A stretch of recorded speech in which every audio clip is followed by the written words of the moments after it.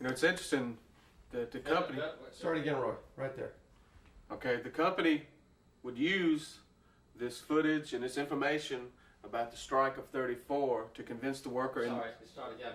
In Kannapolis. in Kannapolis. Okay. The information of the strike of 34 to convince the workers not to vote for the union in the most recent organizing drive in 1991 in Kannapolis. I'm sorry. Where do you want me to go from there? I mentioned it now, so. Just say that. Sorry, let's go back. Yeah, let's go back. Yeah. When you're ready, Roy. Okay. One of the hardest things we had to do was overcoming the company's use of the strike of 34, the misinformation, and the footage to convince the workers not to vote for the union, not to form themselves a union in the 91 campaign. And here's some of the footage that was used. Sorry, we're going to start again. That's Kannapolis. Kannapolis, yeah. Take It's as easy as it looks, isn't it? Did they go union at that point? No. No. Not yet. It got voted down? Well, It's in, Okay. When you're ready, Roy. okay. One of the hardest things that we found in the most recent Kannapolis organizing drive of 91 was overcoming the company's use of the footage and the information from the strike of 1934. And they had footage, and here's some of the footage.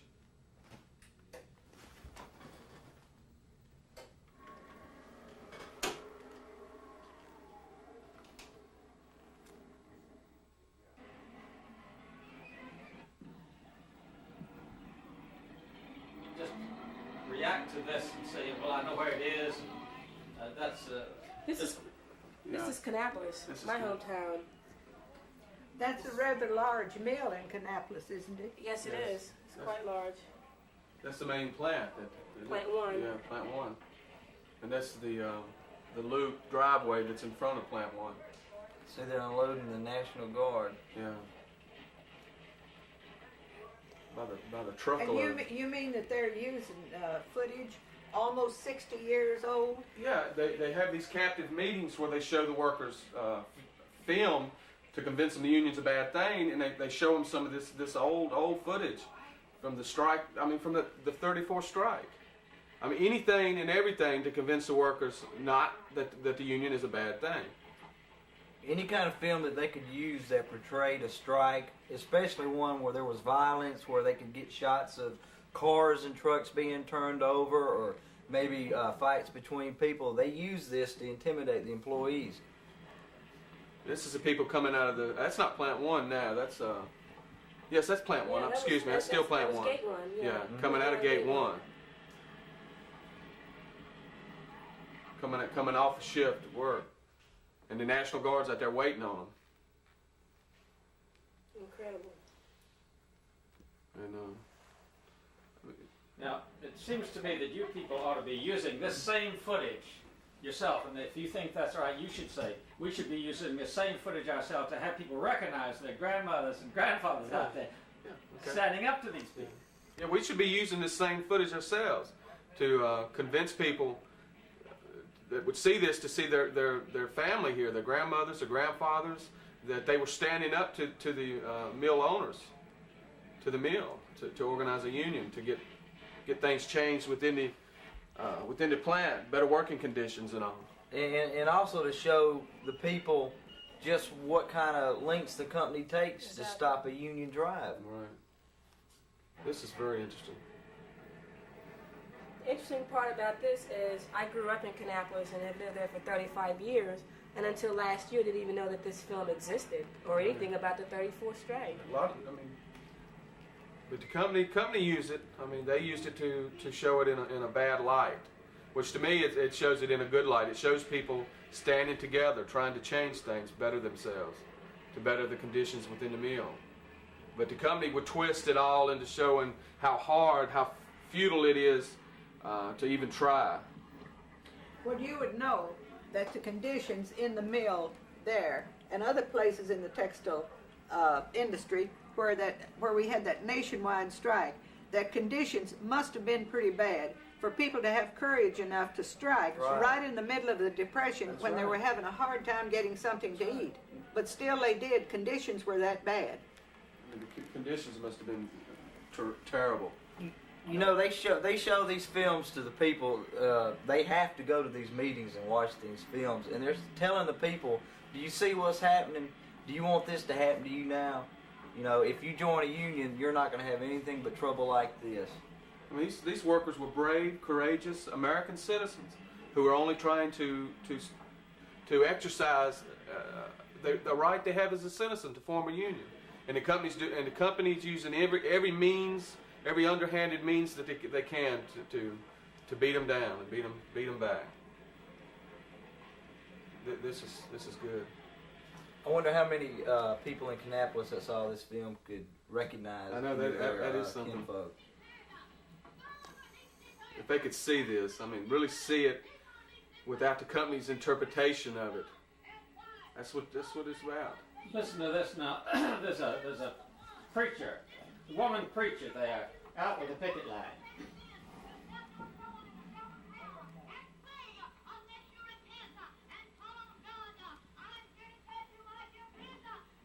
A woman preacher in Kannapolis in the 30s? Yeah, listen to her.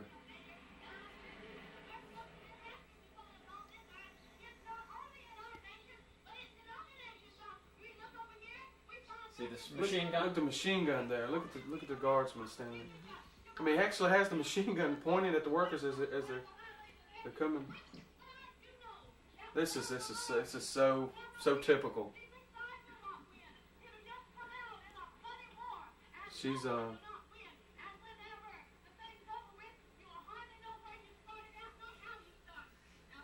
listen to her trying to convince them.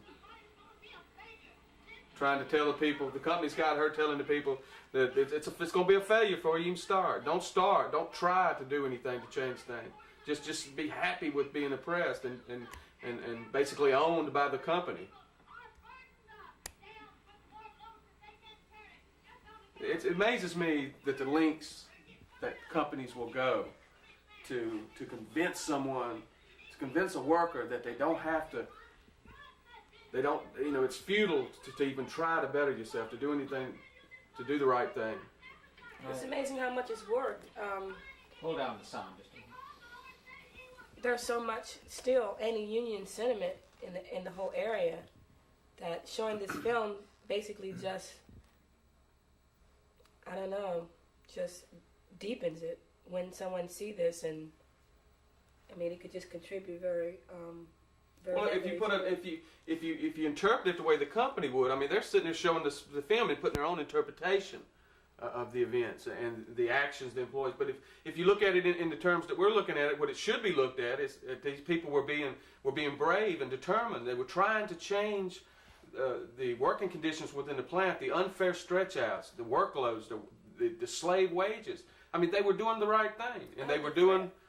Under the threat of machine gun. Yeah, I mean, under this, in the Depression, like Lucy said, in a time in itself which was bad, and the conditions within the country at the time, and the living conditions themselves were bad because of the Depression. But here they are trying to taking a chance, trying to better things, to make things better for themselves and their families. The company was using a good tactic there to have that woman minister, a preacher, out there in that line, because I was in the strike in 1934 at Cherokee Spinning Company, and the churches there were against us. All the preachers in the Protestant churches, the Catholics and the Jews didn't bother with us, but they did have the preachers doing that. Right. So the company knew what they were doing in this Bible Belt that we all live in, of having a preacher out there to do that. And they still use the same tactics now. Why? Because they work. Do?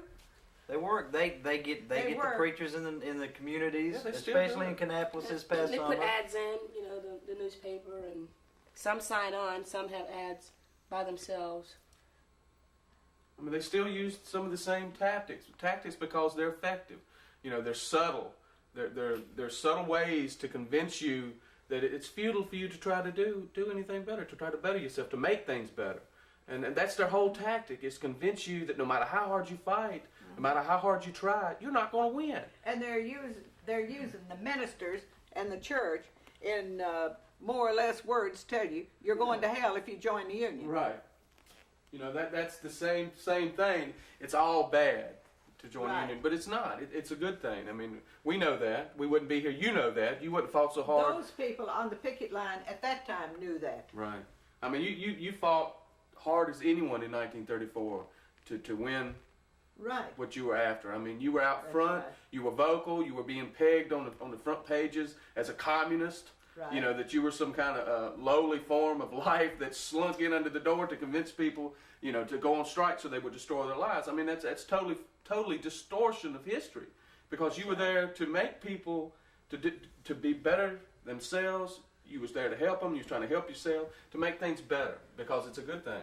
And in a way, we were only asking, as these people were, we were only asking for very little. Right. Shorter hours, better wages, Right. and better working conditions. We never even No thought paid about vacation, We never even thought about holidays, vacations, sick Pensions. leave, pensions. We didn't think about those things. You just after the We- basics. after the very basics. Basics of life. To be That's treated as a human being, a worker. Right, You know, like you should, not as a slave. right. Not as a slave, not as a property, but as a human being who had a right to basic conditions within the work life, your work area, your job. I mean, that's right. basic. If you don't have rights, human rights or workers' rights inside the factory, inside the mill, you know, if if your rights as an American citizen end at the gate, what rights do you have outside at home? You in don't. your everyday life. I mean, if you can be robbed of any right simply because you work for someone, then you can be robbed of all your rights, all your privileges. Exactly right. Of course You know, you you're not true, you're not free at all. If you can be robbed and stripped of any fundamental rights you have as an American citizen, you can be robbed of all of them. And our job is to make, we know that. Right, we know it. Our job now is to make all the people in the Right. mills know that. That's it. Now, I'd like to ask a question from behind the camera, which is make sure I'm recording well. We know that there was almost no violence in Kannapolis in 34 Right. during the strike.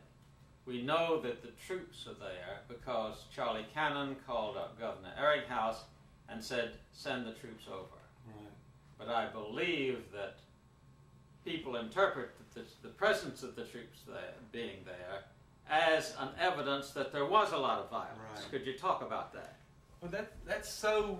I mean, it's back to the games again. If they show the troops coming in force to maintain law and order, it implies that the strikers are going to be unlawful and violent. I mean, it's condemnation by just showing the force of the guards having to come in when they didn't have to come in, and we see that today. I mean, not as much. They don't call the guards in, but it's like in plants, and the plant that I work in.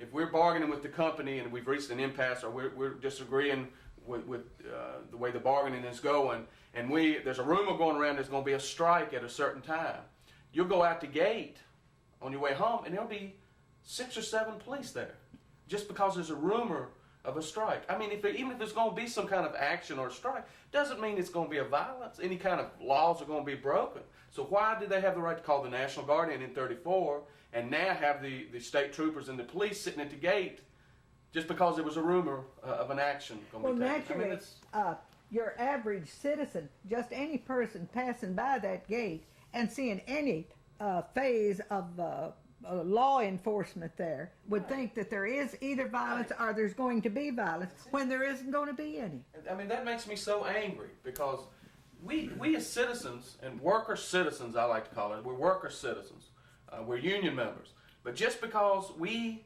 are disagreeing with the company on an issue and are prepared to take a collective action, not a violent action, not any kind of action that's going to break any laws, it's our lawful right to picket, to disagree, to strike, if you will. Just because we're standing up for our rights and going to go out the gate and picket or strike or whatever, that's legal. That's not illegal. So where do they have the right to call in people just because we're standing up for our rights to do something as American citizens? I mean, that's not against the law. We called it scare tactics. Scare tactics. That's it. You got it. Okay, I think we've got that. Which one You again? take the You'll just start on that in Kannapolis. Start with Okay. 12-hour shift. in Kannapolis in '91 during the organizing. We found out that they put the workers on 12-hour shifts. They didn't give them a choice if they wanted to work 12 hours. They took them off the 8-hour and put them on the 12 hours. And if you didn't like it or you couldn't accommodate it, they tell you to hit the gate. You know where the gate was. Okay, some of the workers told us, yeah, we did have a choice, but when we investigated it further, it was like you had plan A, B, and C for 12-hour shifts, and what you had to do was choose the lesser of the three evils. Any way you went about it, you had to work 12-hour shifts. Right. So they really didn't have a choice. Not only that, but they would just take the looms, the people running the looms, and they would just add looms. All of a sudden they go in one day and they got to run 2 more looms. You know, they keep stretching them out, just like they did in 34. They keep stretching out the jobs. And not only that, but had people that would take a job temporarily for the convenience of management. They would ask them to do this job a month or two till somebody come back that was out sick. And the minute they'd go on that job, and then the person would come back and they'd go back to their old job, they'd cut their wages. And they would say, well, wait a minute, when you asked me to go to another job, and I did it for you, and when I come back, you cut my job 11 cents an hour, 10, 11 cents an hour. Well, you know, the supervisor would sit back and say, well, that's company policy. I don't have anything to do with that. You know, and that's not right. That's crazy. You know, some of the same things that they were complaining about in 34 everywhere during the textile strike, these were the same issues brought to us in 1991. It seems like, you know, the unions haven't been that strong over the last few years, and it seems like a reversal. Going back to the old times where they want to go back to working 5 million hours a week for as little as you can get paid and stretching out the jobs. And with this Republican administration that we've had for the past several years, you know, we seem almost helpless to do anything about it. History repeating itself. That's what it Basically, seems like. I mean, things aren't as severe now as they was when you was in 34. No, of course they weren't. You know, The they're not as economy severe, wasn't but they're still just as bad in a lot of ways. When you're being stretched out, even if it's 91, I memean, and you're being stretched out, your wages are going backwards instead of forward, and you got all the taxes you have to pay, the insurance you know, everybody knows how insurance premiums have Right. gone sky Right. high. I mean, and things are just as bad for the working people now. And the only way they can change that is to get active. If they have a union, get active in their union, but to do as they did prior to 34, which was form their unions and participate in their unions, because the only recourse they have to changing things and make them better is together. And that's what it's all about, isn't it? That's right. That's what we're talking That's about. right. That we can form and unite and make a difference in the workplace. That's right. If one person has got a problem and they go to see the boss about it, what can that one person on his own do? The supervisor is going to laugh at him, tell him to hit the gate if he doesn't like it. But what happens if you go to the office and you got 100 people coming in with you, behind you? That boss is going to have to listen to you because he's going to have a problem then. We had the same thing in 1934, where the boss, I think ours at that time was the superintendent, he would tell us, my door is always open. It was open. You go in there by yourself, you're hitting the gate. Right. But you go in there with 100 people, Right. and you have a strong union committee, then you get a different answer. Right. Like in Kannapolis in '91, the biggest thing I hear when I go talk to workers as an organizer would be talking to them, explaining what the union means, that you're not alone, that you're not asking for anything when you go to a supervisor, and you're not alone. You have people, you have a union behind you, which is the workers. And the worker would say, well, you know, I don't need anyone to talk for me.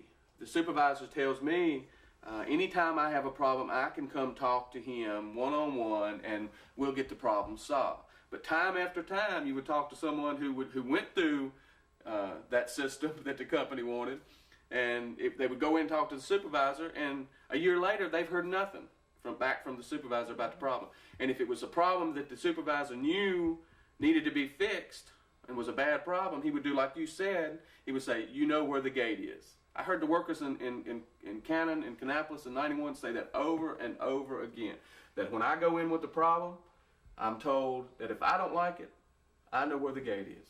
Or a nice thing that they said, one of the favorite lines of all the employees was, "We'll get back with you." Yeah, get back with you. You know, 3, 6, 9, 12 months later, they still haven't been gotten back to. And that's the difference between being a worker who has a union and one who doesn't. Is you don't have to wait for them to get back to you. You have a system that you go on with. You have your grievances you go on. You don't have to wait on that supervisor who takes his own sweet time, if ever, to get back to you. You can force him to get back to you.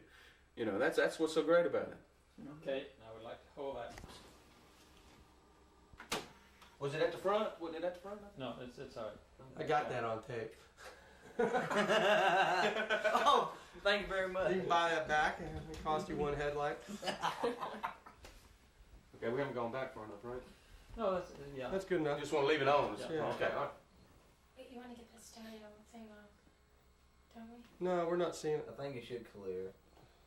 I don't know how to do that. There Yeah. it is. Okay, yeah. But this stuff is powerful. I mean, Yeah. to see these people coming from off the shift and some of them going in and having to go through the machine gun pit. I mean, I guess you would call it. He's got a little block set up there with his machine gun stand sitting on it, and he's got it aimed at the workers coming in. I mean, like they've done something. I mean, they haven't done anything wrong. But it's powerful stuff. I mean, these people. I mean, they were brave people. I admire them. I mean, I just can't express how I admire them because of the conditions of the Depression, and them doing and then still taking another stand that was a right stand against all the odds. I mean, they're doing it. Connie, could you talk about seeing all of these white people, almost all of them white people involved in that, and does this have any kind of relevance to you and the people you helped organize?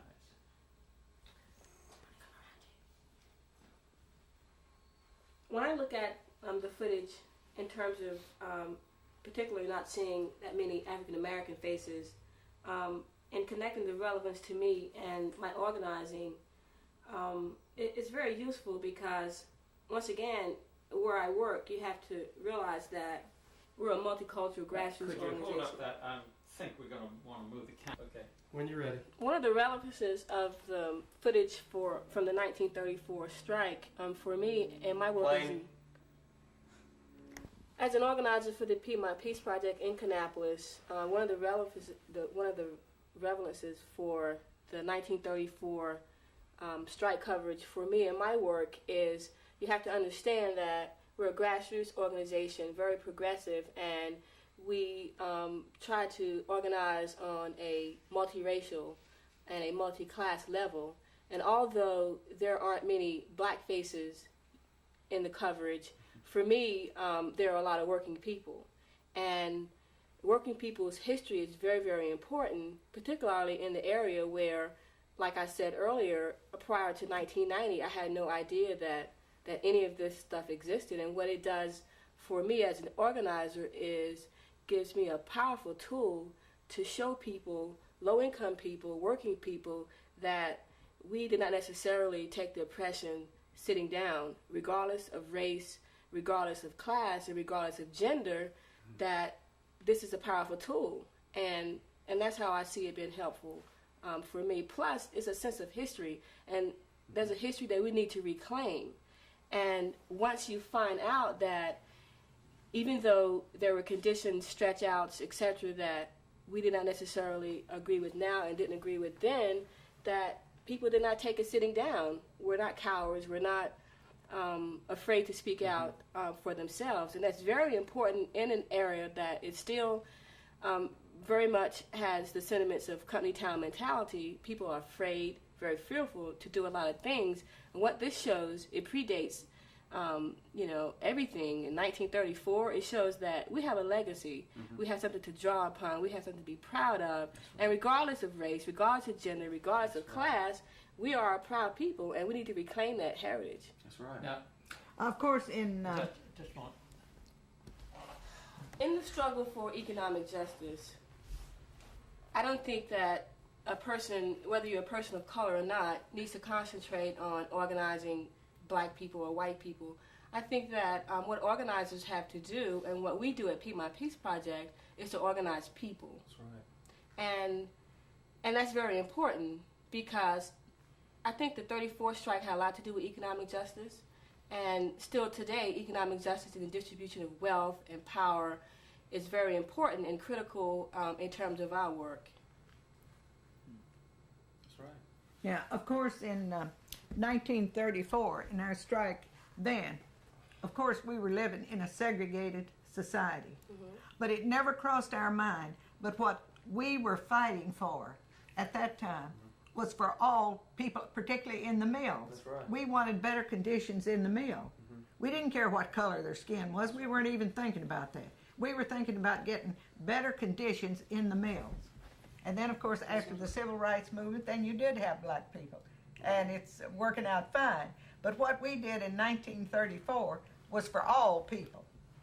That's It like was a Lucille. struggle for Right. working people. That's right. When I go to a house to talk to a worker about my beliefs of the union, the union is good, I don't go knocking.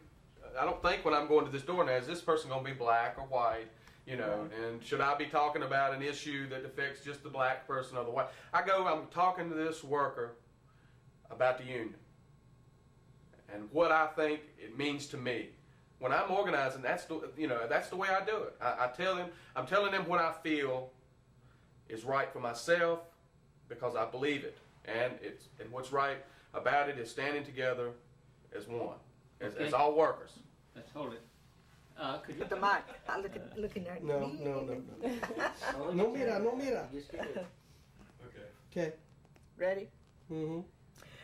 When we were on strike in 1934 at the Cherokee Spinning Company, we weren't thinking about people of color or white people. We weren't thinking about that.